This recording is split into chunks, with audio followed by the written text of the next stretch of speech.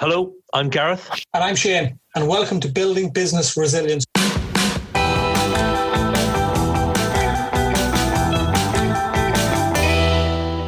This is a podcast from Sanctuary Financial Planning, which helps growth business owners and social media influencers achieve financial independence. We're two passionate financial planners on a mission to seek out new ideas, tips and tricks to help you take control of your finances and run better businesses. We delve into the true goals and aspirations of our guests in order to provide you with some real value and positivity. Nothing outrageous, clear, simple, solid financial solutions. So let's move on to our guest.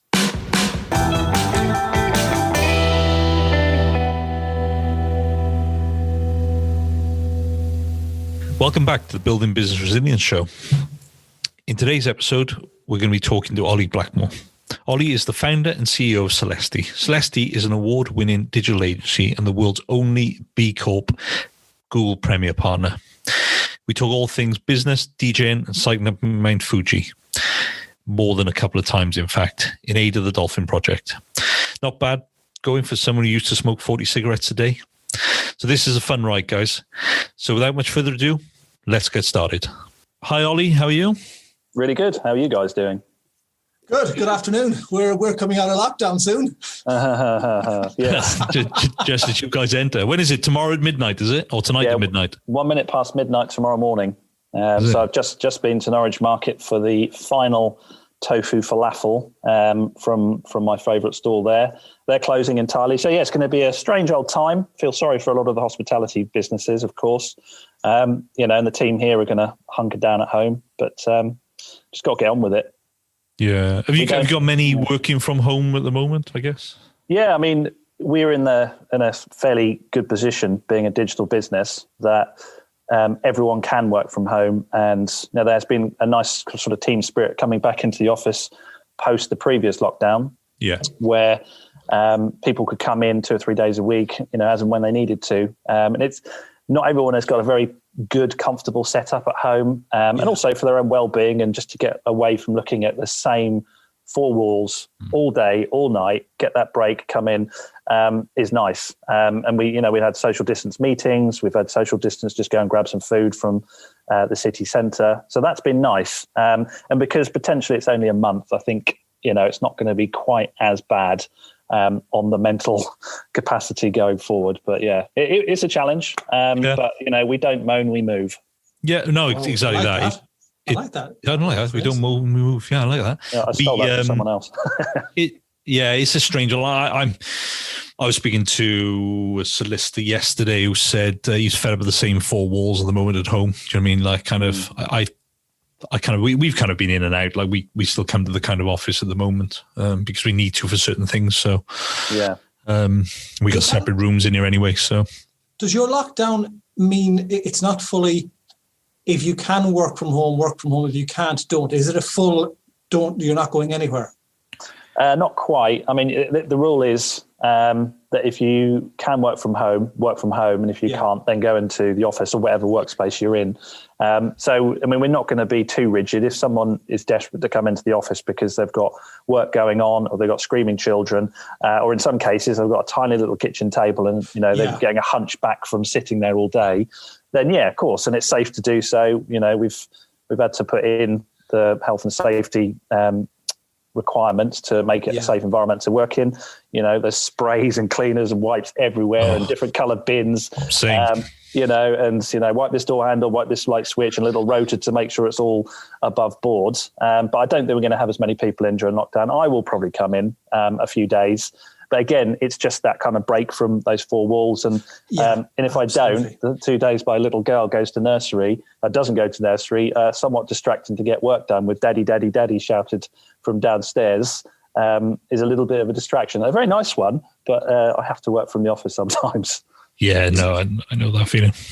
Is it a big thing, as you say, that it's nice for some of the guys that are working from the kitchen table that might be able to go in maybe 1 day a week and just socially distance and say hello to people and just have some element of normality that keeps them in a nice way sane?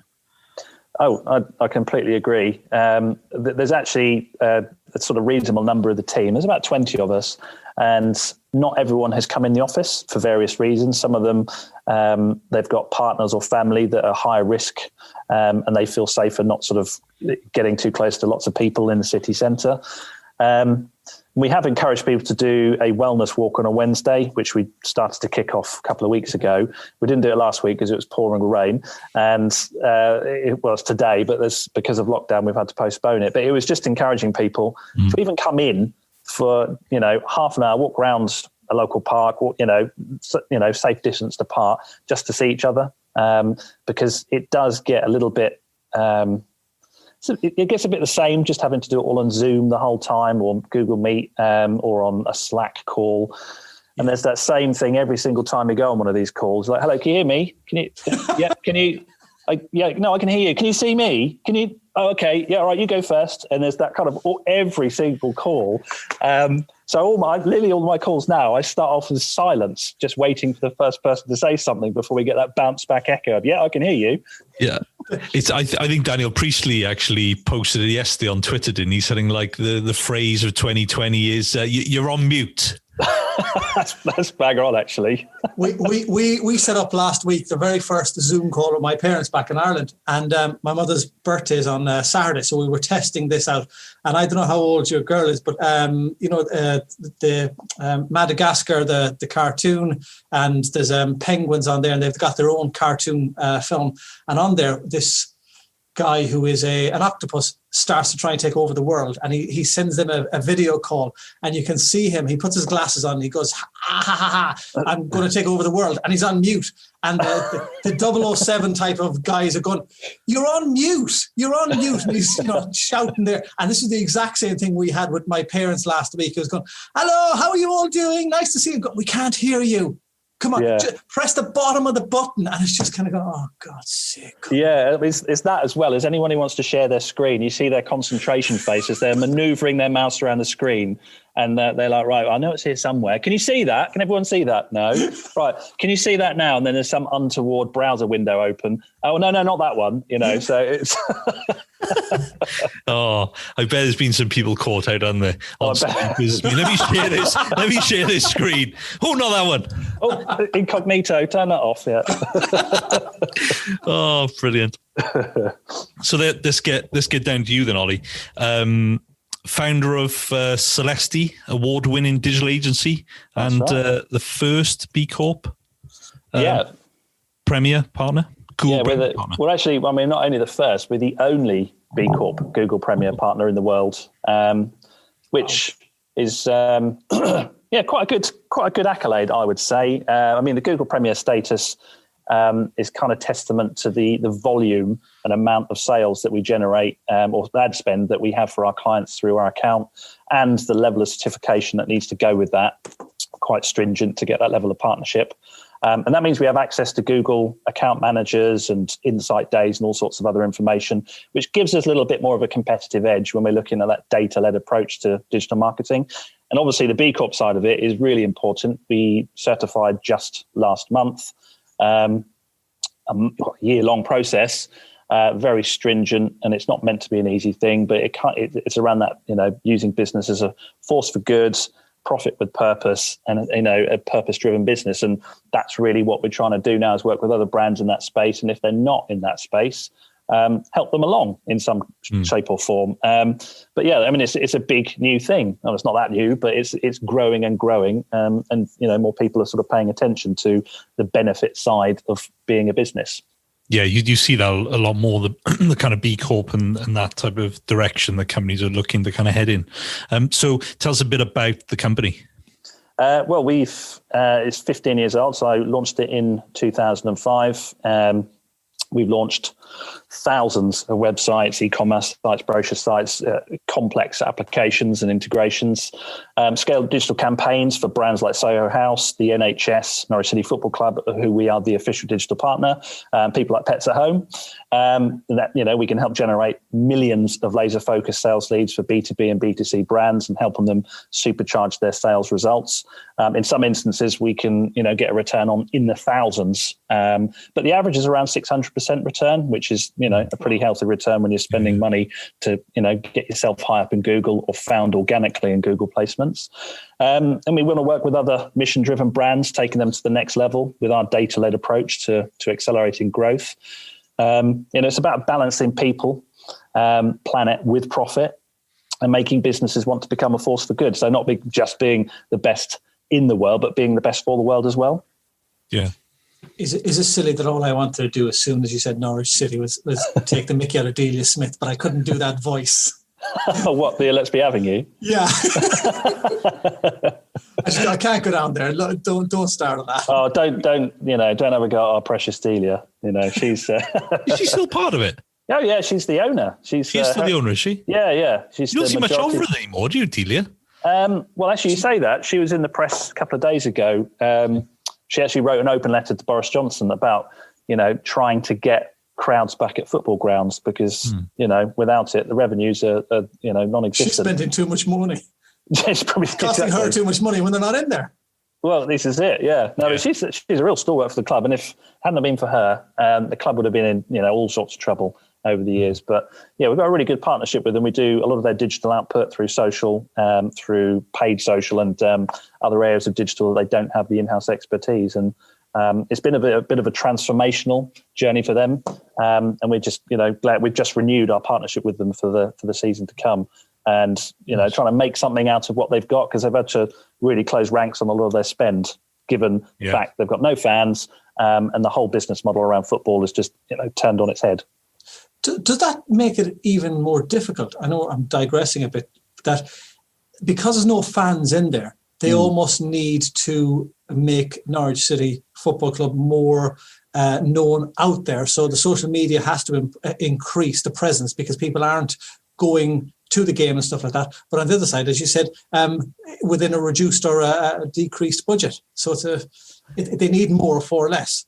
It's a huge challenge, to be honest. A lot of the work we were doing was for events that they held at the ground and in the many, corporate areas, and they'd have like evenings with various pundits and old footballers or sports personalities, and they'd have concerts there and stuff like that. So we were helping with that. All of that has just, had to die a death, unfortunately. Now it's about trying to drive people to their, because they're not in the Premier League anymore. They've got a thing called iFollow, which is where you can watch the games and you have to pay for it. So it's really to try and drive fan coverage and awareness of that, so that they can generate revenue through that, pay-per-view type of model. Are you a fan? I am, yes. I used to be a season ticket holder. Then we part of the partnership we have corporate hospitality, but that hasn't happened for a while. So we were sitting in the posh seats for a little bit, and we would share that with clients and give the tickets out to the team. So yes, it's good fun. But yeah, no, I've been a fan for most of my life. So the Jeremy Goss and Rule Fox here, beating Bayern Munich at home. Legends. Actually, we did a bit of work with Jeremy Goss a few years back. He's a lovely guy. I'm an anorak. I know all the football from back then, and now I couldn't tell you the name of 15 teams. Brilliant. Right. Tell us a bit about your journey and your career, especially start on the early days. Yeah, I mean, I guess I've always had a bit of we're not untypical of many families. We didn't have any money. My dad brought me up on his own. Very reliant on state handouts, so pretty poor. And there was this episode of Star Trek where there was these weird aliens called tribbles, and they were like these little fairy things that multiplied. And for whatever reason, we had some leftover stuff from a school play, this like fake fur. And I ended up sewing some together and selling them at school. And day after day, people kept asking me to make them for them. And I was selling them for like that 10p. And that got, I managed to sort of save up a few pounds. But that got my mind ticking into, I can sell stuff. I can make stuff and sell it. Then I started to get into coding at middle school on Spectrums. Not to a particularly good degree, but as a friend of mine, Gavin, we set up a little gaming company called Go Games. Which highly original, as you can see. We ended up coding a couple of games. We sold 3 copies of this game, and they all crashed because they weren't complete. But we managed to sell them for a couple of quid each. That was kind of my stepstone to IT, web design, and that kind of side of things. But again, growing up, I had no money. So, I might get, if I was lucky, get pocket money. So I'd have to go and find my own means to make cash. And I was quite into cycling, and I was fairly handy fixing bikes. So I set up a little village bike mechanic repair scheme called Hero Cycles, to make it sound grander than it actually was, where I'd fix people's bikes. And usually what would happen is anyone who came to me with a more complicated problem than I actually knew what to do, I'd then outsource it to a guy down the road who did know what he was doing, and then just charge 50p on top. None the wiser. The customers were none the wiser this was going on. That died a death. Yeah, exactly. They'll probably be asking for their money back. But yeah, and then at the same time, I launched a little car washing business and just sort of did the rounds. And I guess the biggest thing I did prior to that is at high school, I ended up selling sweets. I ended up buying this gigantic bag because 3/4 of it were full of sweets. And that stemmed from, for whatever reason, I bought probably about 3 or 4 packs of these sweets called Fireballs, which are little round. You suck them originally, but then they sort of turned to gum. But these Fireballs were quite spicy and hot. Yeah, I remember those. Yeah, and kids, I had some, and kids said, "Oh, can I buy in the class we're in?" They said, "Oh, have you got any? You want to sell me?" So I ended up selling them for 20p instead of 10p. And that happened to a point where I ended up buying a box of 48 for £4.80. And I kept going back to the same garage day after day and buying a couple of boxes. And my dad said, "Why don't you just go to a wholesaler?" And what would happen is I'd phone up Crown Confectionery in Norwich and I'd order through what I wanted. They would then deliver it during the day when I was at school and leave it in the coal bunker so it wouldn't get wet. Obviously, get covered in coal instead. I mean, I don't know what the thinking there was, but anyway. And it ended up, I had like a profit and loss sheet, and I'd saved up for all sorts. It bought me a Tamiya Monster Beetle. I bought, new trainers and all sorts of stuff. So I kind of had a bit of an eye for entrepreneurial stuff back then. And unfortunately, a couple of other kids at school grasped me up. And that little enterprise came to a crashing end. And some of the bigger kids at school ran up some quite large debts that they never paid back. So, and then it was GCSE time. So I thought, okay, well, I think now's time to, park the bus on that one. But yeah, and from there, I guess, I went to uni, but dropped out. It just wasn't for me. Did a course through clearing and really wasn't anything special at all. For quite a long period, I was unemployed. And that was a bit of sort of a down part of my life, wondering how am I going to get out of this hole? And there was this scheme where you could earn another £5 a week, which is a lot of money when you've got no money at all. If you worked with a business that took you on, and they would then get 50 quid a week to kind of manage you. I ended up working for a friend of mine, building computers and building servers and learning how to do that kind of stuff. He ended up giving me a job, and that was really my kind of stepstone into IT. And that was the sort of very early days of the web then as well. And I really was fascinated by building websites. I mean, you couldn't do much with them then, GeoCities and horrible looking GIFs and, people digging up the road animations and all that kind of nonsense. But, filled a page with those things and you felt really proud of yourself. And I then went on to code. I was, coding applications for company J's in Thetford, who make Parazone bleach and the fluid you use to clean your patios with. I learned how to create, enterprise applications and what databases were for. I then went to Norwich Union and did a systems analyst job there, moved into the personal finance side and the personal investment side and learned all about, big servers and big applications. But at the same time, I was printing off and going down into the stationery room, big manuals on how to create Flash websites. Now, if you remember what Flash website was, they were the really slick animations that you used to get in the sort of late 90s and early 2000s. Flash is no longer a plugin that's supported because of the technology, but that was kind of, in my spare time, I was learning the web, and the web has been my kind of mainstay ever since. I had other jobs. I worked for Moneyfax, I was a project manager there. So I ended up with a background in, IT, building servers, building applications and coding and doing design, but also had this kind of commercial side to my remit, if you like, where I was working in agencies, so you could understand how businesses ticked and what their KPIs and objectives were. That's what kind of set me up with Selesti. I just thought, I've got a lot to offer here. I'm not necessarily an expert in all of these areas, but as a holistic help a business out and be able to deliver something, I thought I was onto something. And that was 15 years ago. So, I'm still here. So hopefully not doing too bad. Wow. Oh, so almost from nothing and hard work, just grafting and just taking any opportunity that you made yourself. Yeah. It's a school of hard knocks. I mean, it wasn't easy doing any of these things. And there was times in my life, certainly when I was unemployed, where you just think, I'm just going to have to get a job doing something I don't want to do to make ends meet. But there's always that kind of drive in the back of my mind. I couldn't really, pinpoint it, but it was a lot of thinking ahead, a lot of visualizing.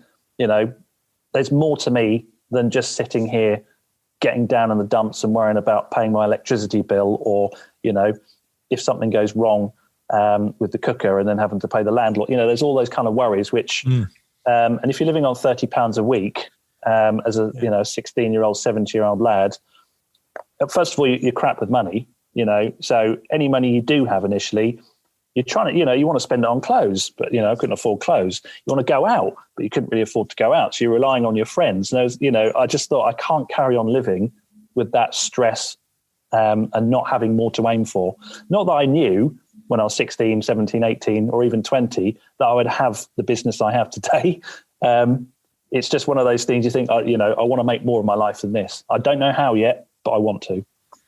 It's a great story so far. And it's 15 years into a business, and then you decided to align working with brands in the green business space and beyond. Yeah, I mean, it's not purely in that space. And then it's such an open, there's nothing's black and white when you talk about green space or ethical businesses and not ethical businesses, because that's such a philosophical debate to be had in its own right. And we wouldn't turn down working for a company, that didn't have the credentials of another one. I mean, B Corp is B Corp to business is what fair trade is to coffee, is quite a common analogy or comparison. But it made sense to kind of have a bit more purpose about the business, and it shouldn't just be about the profit. Don't get me wrong, profit is, you have to make profit, from a growth perspective, to benefit the taxes that help and support so many people in society, and to grow your business and employ people and make it sustainable. But at the same time, and without actually doing too much damage or affecting your profit, is thinking about the wider picture. So, what's happening into the planet? What can you do to reduce your impact? Or if you, not necessarily reduce your impact, or have a more positive impact in lots of different areas. So the B Corp side was something that really enthused me. And there's a company called All Plants who were a client of ours. We did a bit of work with them. They do frozen, chef-made, plant-based food, and I've been a customer of theirs for years. They basically sent a booklet through every month, and they had the B Corp logo on it. This is about 4 years ago. And I thought, what's this then? So I started looking it up, and I thought, this sounds really, I felt as though at the time we were, the business was, had purpose. We were still doing nice things. We were volunteering and all that kind of stuff, but didn't have quite the purpose that I was perhaps looking for. The more I looked into B Corp, the more I looked into what it stood for and all the kind of peripheral areas that can feed into that, and whether you become a B Corp or just start that journey, gave me a real kind of mission to do a bit more with the company and really think about how our actions as a business affect our team, the local community, the environment, and me as a person, how I can be better and reduce my impact and encourage and spread positive vibes about stuff, but making people aware that there are bad things happening in the world. And, here are some very small steps to make a difference in those areas. It sounds like you're very humble, and the beginning of your life in which there wasn't a lot has always stuck with you. So there's almost that I always want to do well, but I also acknowledge that there are other people and organizations and stuff like that that are not doing well, and I want to be there almost to help them as well, or feel like I'm giving something back. That's what I'm getting. Yeah, I mean, I've experienced poverty and hunger and some real hardship and some down times. And I've been unemployed, and I know how difficult it is. And, you know, I'm very, very grateful for the position I'm in now. And I've got aspirations to do even more with my life than I've currently done. But yeah, I guess there's some part of me that wants to give back, and I've done quite a few cycling challenges that have given me real purpose and momentum and drive to do more. I think having that focus makes you just think a bit more. It's like a helicopter view. If you're too focused on one particular thing, you can be blinkered from so many other things going on in the world. And believe me, there's so many, you know, in terms of like what's ethical and what's not ethical, and what, you know, what's green and what isn't green. It's such a minefield of stuff, and there's so many contradictions. And the trouble with what we have these days is that, you know, especially in social media, the opinions are so divisive. You end up fighting with people about the same thing, when really we're not all bad people. We're all trying to do our best, and we shouldn't victimize people. We shouldn't call people out for doing certain things or not doing certain things. Actually, we should really be encouraging and celebrating every small win, even if it is minuscule. That's got to be better than not doing it, you know. And something that I think resonates quite nicely is if you're aware of this stuff, knowing and not doing is the same as not knowing. And that's kind of important to me. And it's more difficult for me to kind of spend my time training to go on big cycling tours. Now I've got a daughter, but I can do stuff in other ways, and I can inspire the team. We can work with brands and help elevate brands so that, you know, their message gets out there. And, you know, like we try and work with some brands that are moving into the plant-based space. They're trying to break markets. They're trying to increase their sales. They have very similar foundations to, you know, ourselves and other businesses in the B Corp space, or the 1% for the planet members, etc.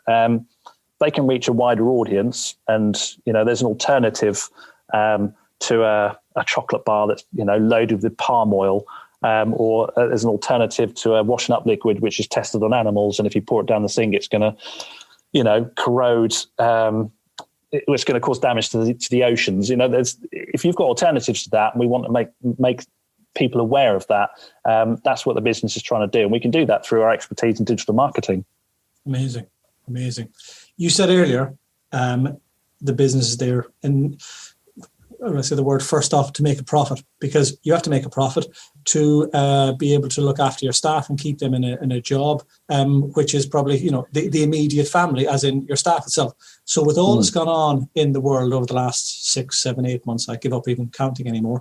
What or how have you adapted the business with this current climate? Yeah, I mean, it's actually been an opportunity to do. I mean, you know, don't get me wrong. When it first hit, there was panic stations, you know, setting in from all sorts of angles, and clients were pulling spend, and you think, oh my God, doom and gloom. You have to move out of the house, and you know, you have to change your lifestyle completely. And, you know, it was like, Christ, when's this going to ever end? And it was all terrible. But actually, you come to realize, there's some bad stuff going. But if you mope around getting too down in the dumps about it, that just resonates with your behavior in the workplace and the message you're sending across to your team and your customers. So you have to remain upbeat. But it was an opportunity to kind of get rid of the bloat and bureaucracy within the company, because we had to work in a more streamlined way, because it was such a fast moving area. So, you know, we were pulling systems apart. Do we even need that system? Do we need to have that spreadsheet? Do we need to have that meeting that happens on a Monday and there's 20 people in it and it's 3 hours long? And what do we get at the end of it? Is there even an agenda for that meeting? You know, so, you know, there's an element of like, let's just strip back and see how we get on. And I think that was probably the biggest thing that we've learned, is that, you know, we preach a little bit. The way we develop websites is in an agile way. So we do things in what's known as the sprint, and that's usually a 2-week window, 10 working days to get stuff done. And we tell our clients, let's be agile, go MVP, minimum viable product on stuff. Don't worry too much about the finer details. Let's perfect it as we go along.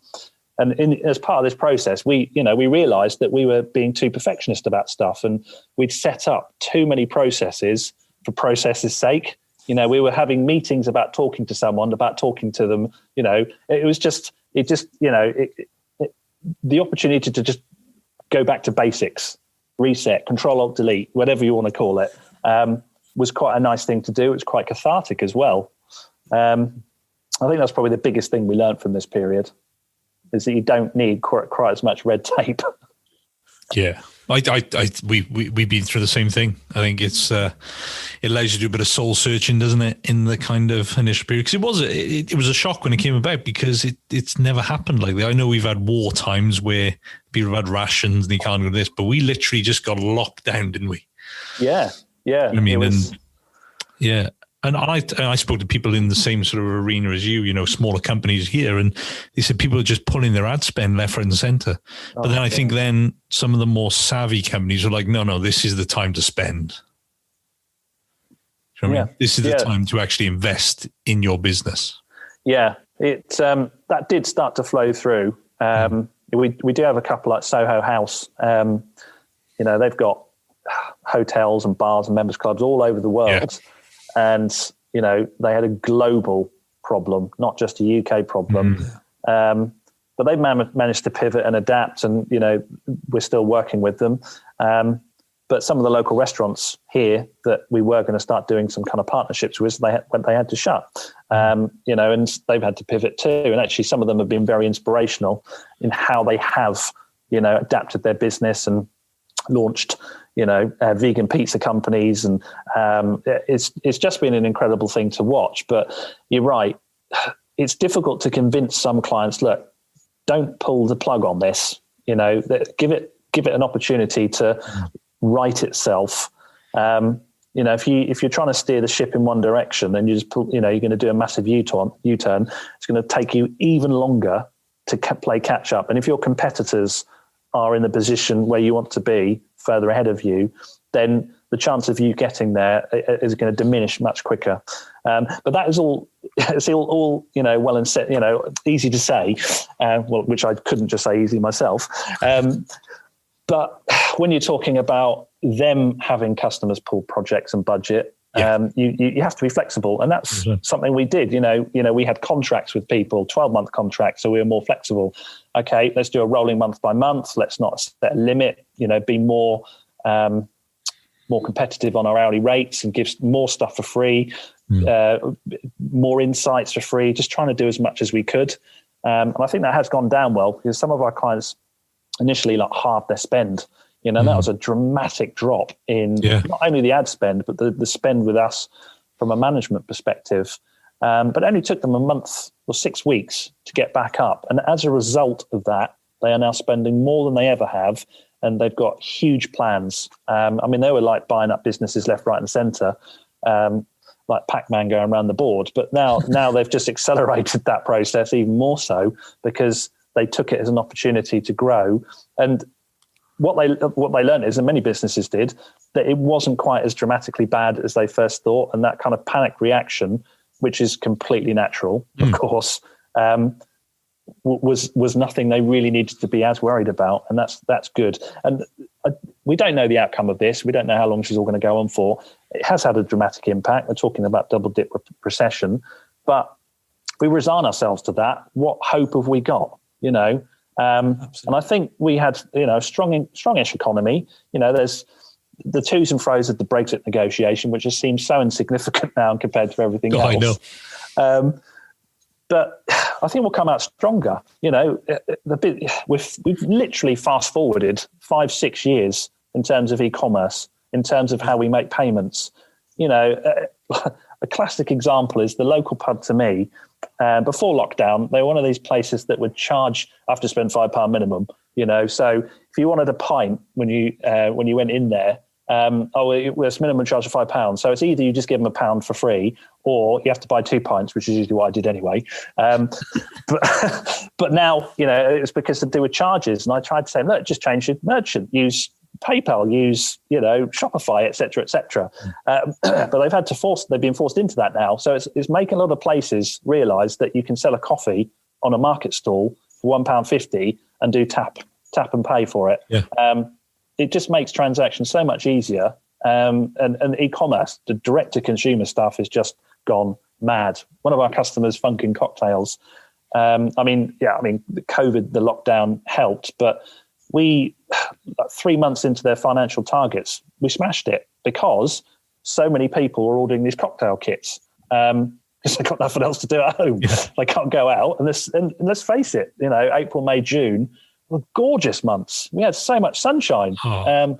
It seems a long time ago now, but we've got a nice sunny day now, but not that many people are going to be sat outside enjoying cocktails like they were at the beginning of the year. No. And a lot of the businesses we're working with, subscription models are going through the roof, eco toilet papers, chocolate, indulgent chocolate subscriptions. It's all going crazy. It's all going direct to consumer because people can't go to shops. And actually, they don't necessarily want to the whole time. No, absolutely. The two big points you said there, I think you see the big companies, or not the big companies, those that are willing to see this through is pivoting and adapting. Because, after you've taken a breath and gone, oh, shit, what's going to go on? You kind of get into a mindset of going, right, what can we do? How do we change things? And you can see them flourishing very quickly and will get stronger and stronger as time goes on. Absolutely. Yeah. I think that's the mindset you have to have. The only constant is change. And try not to set too grand a plan. I mean, people say, I've got a 10-year plan and we want to own this. You have to break it down into smaller chunks. And there is this is something, that I've learned the hard way, is there's absolutely nothing wrong with changing your mind, and saying, whether it's because you've made a wrong decision and being completely open and say, yeah, I made the wrong call there. But before we head on too far in the wrong direction, let's stop and then just pivot slightly and then, move in that direction instead. So there's absolutely nothing wrong with changing your mind on something, giving something a go, validating it. Again, that is a really key thing. If you want to validate an idea, don't spend loads of money and time doing it. Just do it as straightforwardly as you can. Validate it through quantitative data if you want to do it in a digital sense, or qualitative data if you want to get stakeholder opinion, user testing, surveys and that kind of stuff, just to see if it makes sense to go ahead with it, or even just be a straw poll with your colleagues at work or your closest or best customers, because their buy-in and their input is invaluable to understand if you're going to make this work or not. Yeah. Everything has to be based on assumptions. It's no more than the real world of the jobs that we do. You can have it, as you say, a 10 or 20 year plan, but it all has to have micro actions, and you have to base a lot of your plan on assumptions. So you have to basically get up, in the helicopter every now and again and see, are you going through the forest in the correct direction? And if you're not, it's not a failure. It's just it's an adaptation that you have to have, or a pivot. It's not that you've done something wrong. You just have to make an adjustment. So it's not right and wrong. It's just adjustments going forward. Yeah, I mean, I don't mind admitting it. I was probably a bit too pig-headed and confident in my early days, and there's nothing wrong with that approach. But it's a bit like the old Steve Jobs adage, which is you employ people to tell you what to do, not for you to tell them what to do. And because when I first started my business, I was basically the designer, the developer, the salesman, the everything.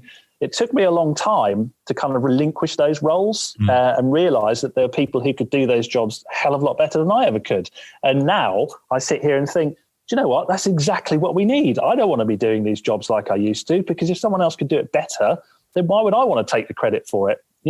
And my conversion rate isn't as good as theirs at sales, or, their ability to design is much quicker and much sexier than mine. So, that was a key thing. It took me a while to get around that, because it's my business and I was so close to it and I wanted it to be kind of run my way. But, it's building that team around you that's really important, and relinquishing control of stuff and letting people get on with stuff can take a bit of time, but it does pay off, especially if you get the right team in place.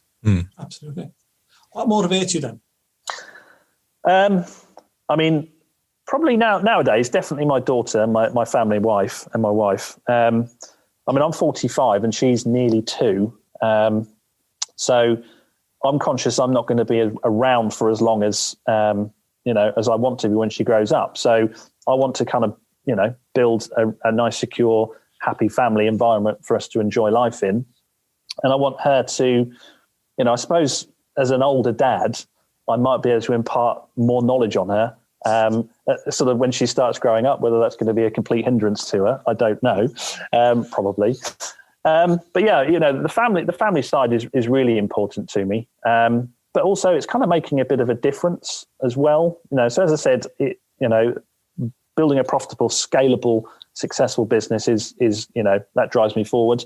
I want to be able to pay the mortgage each month. I want to be able to have holidays and good enjoy. Luck with that. Yeah, well, exactly. Yeah. we all want to have a holiday. Oh God! Well, you two can. You can go and stay in Gareth's caravan. A 12 by 8 foot space, socially distancing. Yeah. There you go. What more could you want? It's bigger than that. Fantastic. Yeah, I don't know. The motivation, there's lots of different angles, but it's more than just coming to work and pitching for new websites and pitching for new digital marketing campaigns. I want to be able to make a bit of a difference, and stuff I've done in my life, I hope it, inspires other people. And that's the thing. I want to inspire people to make a difference in some shape or form. I'm vegan. That's something that took me ages to do. And the learning and the information that I've got to this stage is probably partly why, I'm sort of mission driven. I'm not pushing the vegan agenda, but there's elements of, what happens in the environment, what happens to people, and the wider commercial marketplace that I think I can, give a bit of influence to and add a bit of input from this kind of B Corp element. And we're also 1% for the Planet members, and that's about giving 1% back of your revenue. That's broken down into 0.5% of your revenue, a quarter of your time in kind, so volunteering or helping communities and offering our expertise on a free basis, but also promoting that cause as well, so people can actually learn more about what it really means to the environment. If you can, reduce X, if you can increase this, the impact you have. So it's taken me a while to get to that stage, and it really, if we look back at what happens at Selesti, we encouraged veganuary, we encouraged meat-free Mondays, and we've got people in the team who have never heard of it, don't understand not eating any meat. But they would come in progressively on a Monday and say, I've done veganuary, and I'm just going to continue through. And I think that's great. But, as a vegan, I'm not going to sort of go after people because they're eating meat sandwiches at their desk, or they're saying, oh, we're going to go out and have a burger. That's not how it should work. That isn't. If you want to inspire people to make, reduce their impact on the planet, one of those areas is reducing the amount of meat and dairy you have. But, if you start attacking people from the off and calling them murderers, it's very unlikely they're going to be inspired to, A, listen to you for very much longer, or take your advice and think, yeah, do you know what? I'm going to have the Beyond Meat at Byron, or I'm going to go and have, the vegan pizza from Pizza Express tomorrow instead. Yeah, that's not the way I operate. And I think it's more about encouraging and inspiring and educating, but not in a condescending way. Good answer. Yeah, that's good. I like that. We have spoken to a lot of professional athletes, Olympians, business owners, sports coaches, and one of the questions that comes up is mental toughness and how they cope with that. So when you're having a shit day, because we can say that because it's our podcast, how do you cope with that, and how do you continue to put on a happy smiley face for staff, customers, when that day isn't going well? Yeah, I mean, I don't think sometimes you just can't. There's nothing wrong with admitting that you can look miserable. You can be a bit like short with people. I'm as guilty as that and anyone, but you do have to kind of suck it up sometimes because you're the face of the business. People look up to you. I guess for me, it's kind of, I try and give myself a little bit of time to reset, my thinking patterns. Whether that's just going out for a very quick walk, whether it's just plugging into a podcast so it changes my mind. I'm not talking about an inspirational podcast. I'm just talking about listening to something different that changed my track of thought. But again, it's also reminding myself to be grateful for what I have, thinking about my little girl, thinking about, okay, I'm going to go take the dogs for a nice walk this weekend, looking forward to things that you have positive thought patterns about, and there's so many people who have it a lot worse than us. And that kind of drives me forward to think, okay, well, in context to the way I'm feeling now and the shit day I've had, or the, whatever's caused me to feel this way, there are a lot worse things happening that, and I should be smiling about it. Yeah. So that said, sometimes it doesn't always happen like that. And the best thing you can do is remove yourself from a situation, go to the gym and go and smash a treadmill to bits, or yeah, exactly. You're putting your hand up there, or do another few lengths of the foot. I think that's a really nice outlet for me. I mean, before Beatrix was born, cycling was my thing. I was doing loads of miles every week, and that was a really nice way for me to disconnect from the world. Didn't have my phone was in my back pocket, obviously, but I'd never heard it ring. So I'd be out on my bike for 2-3 hours and not even think about my phone. It would just be the road in front of me, enjoying the countryside, and that would be a really good way to reset. So I know if I'd had a shit morning, I'd go in the afternoon, and by the time I pick up my emails again after that long ride, I'm in a different place, and I'm in a happier place. I guess the last thing, I wouldn't encourage this, is maybe just have a beer. That sometimes does help. If you've had a really tough one, it's sometimes quite nice to sit there and enjoy a beer, sip it, watch it going down and think, okay, right, now I'm ready. Maybe not during the day. I'm talking about the end of the day. Are we all guilty of being in a rat race, I suppose, before March? And if anything went wrong in the normal event of days, you almost felt absolutely crap. Whereas now, because it changes so much, we're almost getting used to hitting, you said earlier on, Control-Alt-Delete, and just going, oh, well, I know I've had a crap day. Let's, as you said, go out for a bike ride, go out for a walk and go, bang, bit of fresh air. Right, let's get on with it. Has it changed people's perception of what's crap and that? And it's difficult at times to think you have it crap when people don't, because your idea of crap is different to everyone else's. So I suppose, is it the quick hit Control-Alt-Delete and then kind of go, do you know what? It's actually not that bad, and let's just get on with it. Yeah, it depends what's layering above it and around it. That something that seems really significant at the time, and you think, oh, what's going on here? When you reflect upon it later that day, you think, I really don't understand what the big fuss was about. Why did I get myself het up about something which was really quite small? But yeah, and sometimes it's quite nice to have a rant, with some colleagues about stuff. Just get it out of your system. There's nothing wrong with that. We're all human at the end of the day, and it would be, it would be untrue for me to say, I just, smile my way throughout the entire day, and no one would be any the wiser that I was having a crap day, and I don't think there's anything wrong with that. And I think you need to be a bit more aware that, because if you are the owner of the company, the founder of the owner, is maybe just make yourself less visible just take yourself away, because you don't want people kind of thinking, oh, they've been a bit short, they're in a funny mood. So a little bit of a break, a little bit of a reset can help that, I think. Because it can be stressful, immensely stressful, and sometimes people don't realise how stressful it is, but you don't want to guilt trip them into thinking, oh, you're just stressed the whole time, aren't you a hero? It shouldn't be like that. We don't want to pat on the back the whole time. It's not what it's about.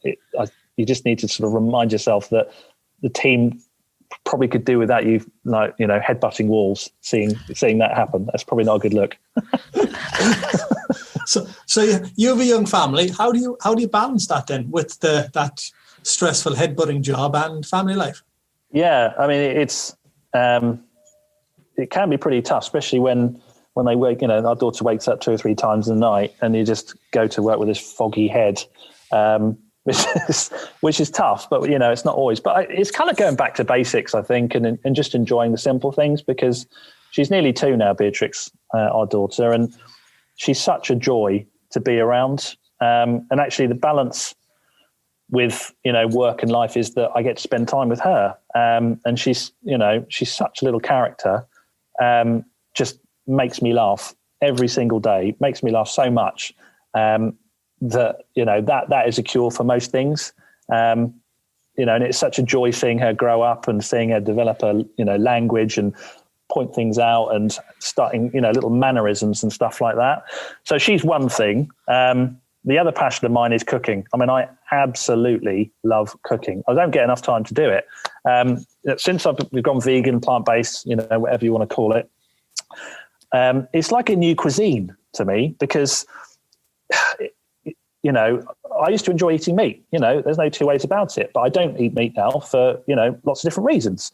But there's nothing wrong with wanting to make a substitute chicken burger or a steak or a sausage. And you can do that with ingredients I've never heard of before, like seitan, which is gluten wheat. And there's all sorts of soy stuff. And there's all these bits and pieces that you can make it look and smell and taste like scrambled egg, and that was just like mind blowing, from going from cooking, normal food and Italian, Indian and Mediterranean food to be able to apply that. But it just opened up a new boundary to me. And I just love cooking, and I love exploring different recipes, adapting them, and then creating these concoctions that can last, put them in a freezer. And then all of a sudden you can enjoy them, because we're so busy. Sometimes you haven't got time to cook. And if you've got something you've cooked previously in the freezer ready to go, otherwise we're on Deliveroo. And that is not a good way to start the week. If you're ordering Byron burgers on a Monday, you think, what happened to the treat Friday? Saturday night takeaway. No. Let's start it today. We'll be good tomorrow. Those are my ways. But yeah, cooking I absolutely love, and exercise too. It goes without saying. And then, sometimes you just have to sit on the sofa and veg out to Netflix, or something like that. We don't really watch that much TV normally.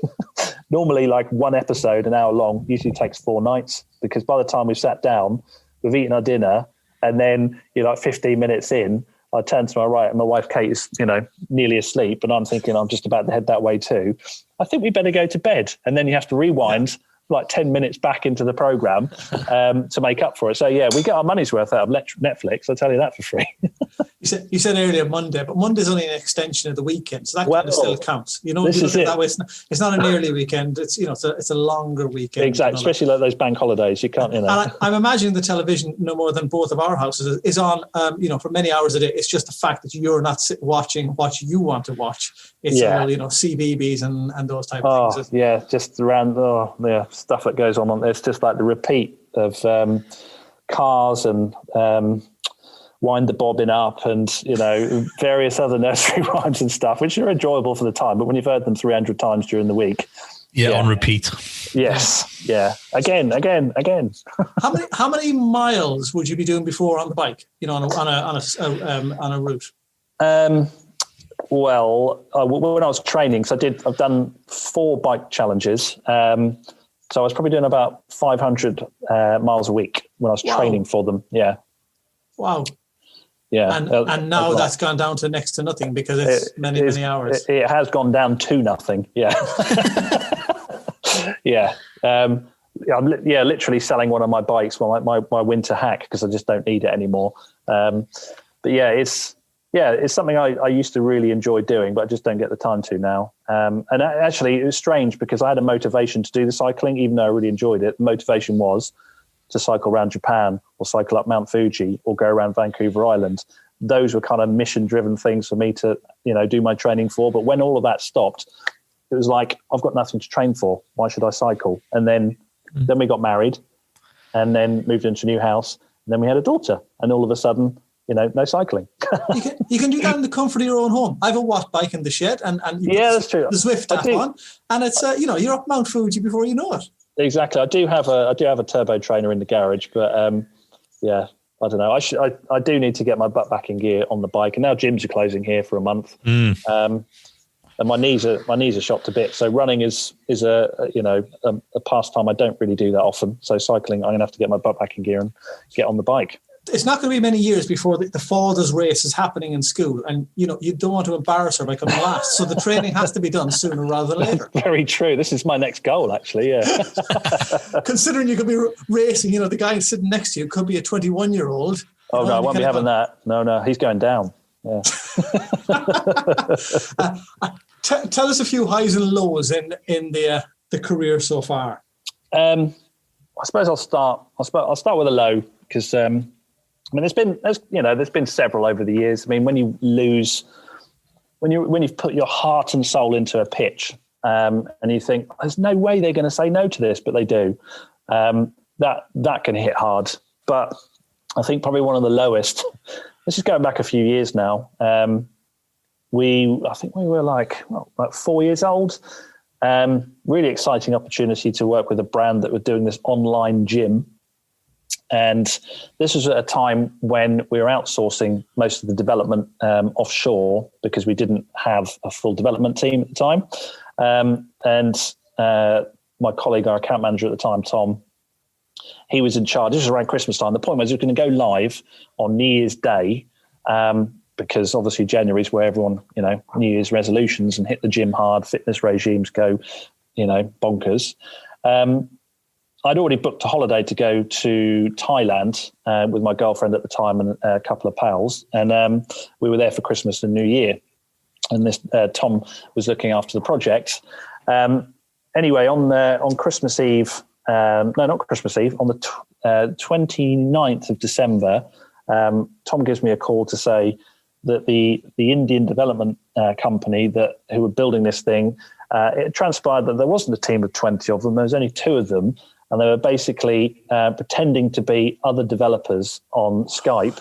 And the website was like miles away from being completed. And the time difference, no, I tell you, it wasn't the 29th. It was actually New Year's Eve. Yes, because I remember getting the call after the fireworks were going off because Tom had to go into the office and was like, this is the situation. So I had to abandon the beach parties that were going on, go and sit in the hotel reception on their snail pace internet, having a massive Barney at the people in India. So we're on 3 time zones. You've got Tom in the UK who spent his entire New Year trying to coordinate this stuff. Me on the phone shouting and swearing at this bloody company in India for not doing what they said they were going to do. And we had the client shouting at us saying, when's this going to go live? So that was a big low. And that taught us some valuable lessons about projects and outsourcing and never launching anything on the 1st of January. Just the moral of that story, I can tell you that. But yeah, that it did go live eventually, but we're talking, end of January. It's quite a stressful time because they wanted compensation and, understandably they wanted compensation, but it all got a bit muddy and, financially it just went pear-shaped big time. Just caused a huge amount of stress. Yeah. Very low moment in my career, that one. Horrible. Yeah. Horrible. And the highs? Yeah, highs. Yeah, forgot about them. Spent so much time on that. Recently I'd say, becoming a B Corp, that was a big thing because that was a year-long process. To now get that certification and now to become the first and only B Corp Google Premier partner is, something we really cherish. And actually it'd be nice when another one does come along, which we could then just be the first, but, be encouraging. But I guess it's my cycling achievements because that did go hand in hand somewhat with the way I've sort of driven the business forward.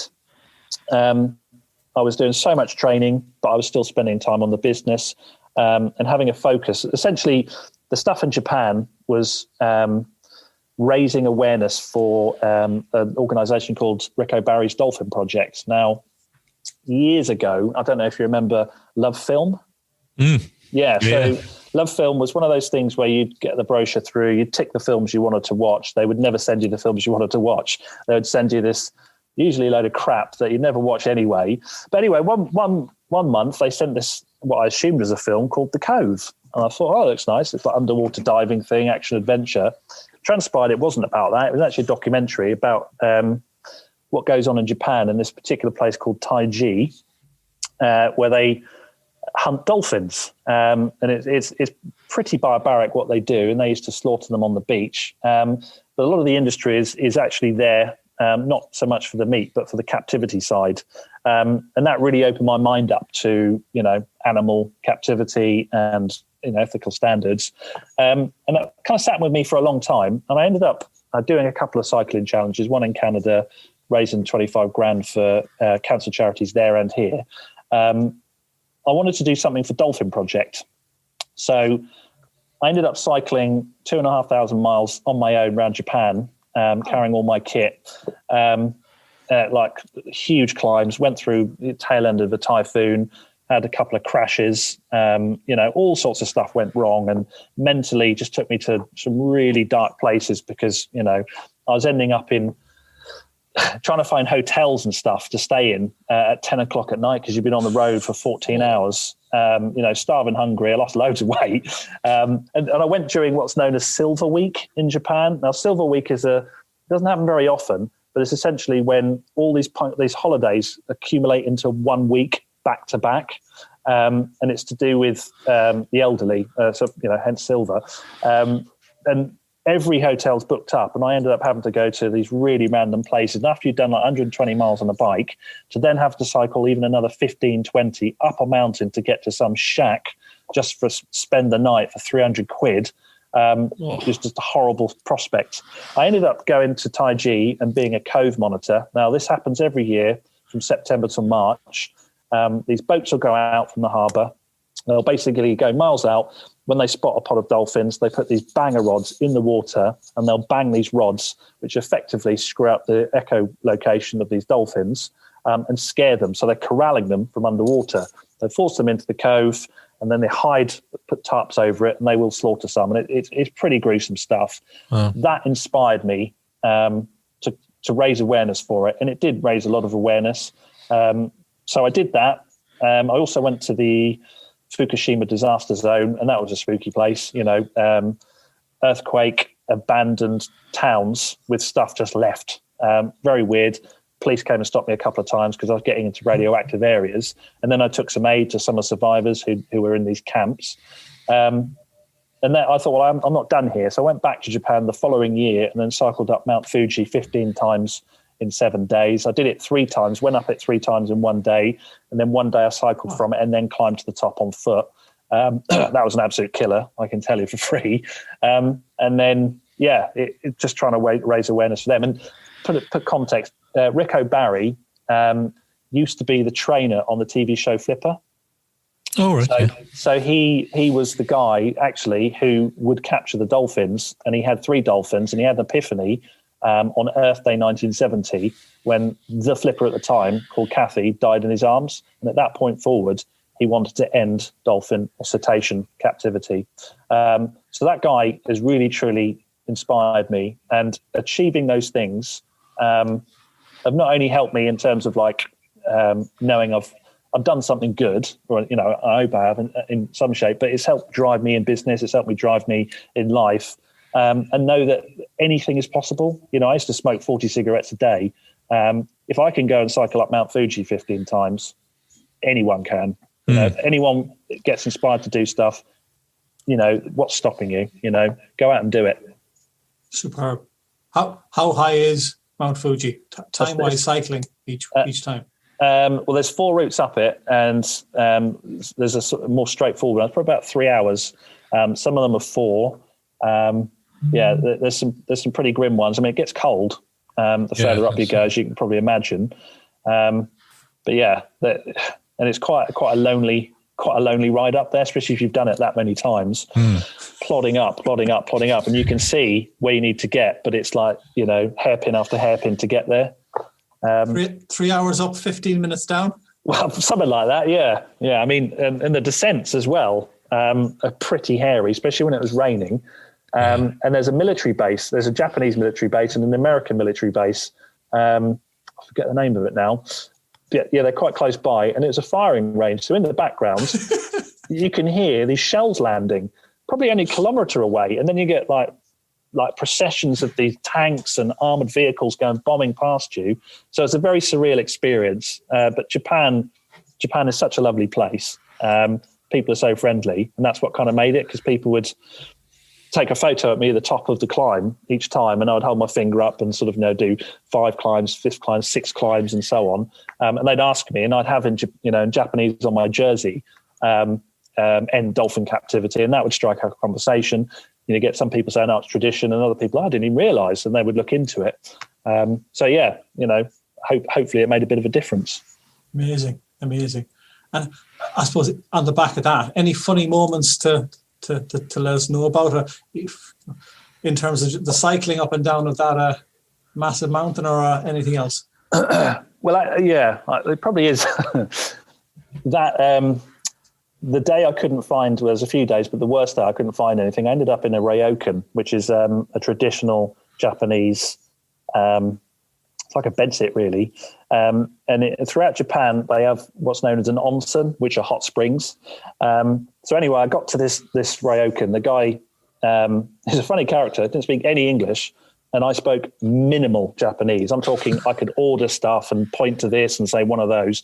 But he's talking to me in Japanese at 1,000,000 miles an hour. No idea what he's saying. He's laughing away. Go la la la la la la. And I really wanted to use this onsen. Now, the onsens in Japan, they're segregated. So you get female and men's. And the other tradition is you're not meant to wear anything. So there I am. So I put my stuff in the room. I take the little towel down that they give you. And basically you can go and sit in the shower, sit in the bath, or pour water over yourself. And I'm sitting there after like climbing up these mountains in the Japanese Alps, thinking, oh, thank God I'm here. And I'm so, all of a sudden these women come bursting in. So there I am, like pouring water over myself, and there's these Japanese women just peeing themselves. And I could see in the background, this chap, he'd stitched me up on purpose. He basically pointed me in the wrong direction because he knew that these women were going in there. And he thought, well, I'm just going to point him in there. And of course, yeah, so that was a slightly embarrassing moment, but at the same time, so I'm walking out of the the onsen with the bucket basically over my privates, and yeah, so not ideal, but funny at the time. And he was absolutely wetting himself. He reminded me of my granddad, the way he looked and smiled and laughed, which was quite endearing. I just wish I knew what he was saying, because I think he was hilarious chap. Oh, that's brilliant. That's brilliant. That's great. So, I guess what's next for you, Ollie and Selesti? Yeah, I know. I think the reset we've done and looking at processes and kind of going not going back to basics, but seeing what's important is, the aspiration is to scale the business up and draw up a plan so that we can make ourselves even more profitable, and then look at some niche businesses that we can build out. We've got a really talented team of developers here, and we've got loads of ideas to build our own tools, software as a service, not just to sell, but for us to be able to use and give us that competitive edge.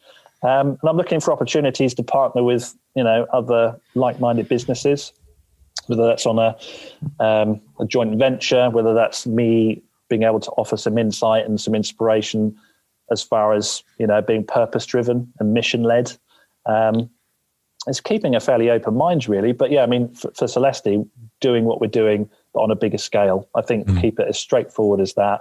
And if there's an opportunity to diversify, but for that logical next step, then we'll take it, definitely. Bigger, better, stronger. Exactly. Watch this space. Watch this space, yeah. Superb. Thanks, Ollie. It's been great.